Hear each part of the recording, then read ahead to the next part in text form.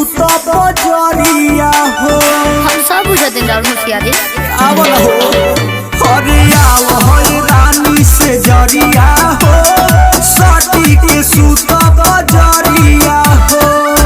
छुए नाही दे जरी से लागे भइल हानि बा। छुए नाही दे जरी से लागे भइल हानि बा। ऐसे काहे करे ए बोला मुझे कमल में परेशानी बा। ये कैसे हो गई?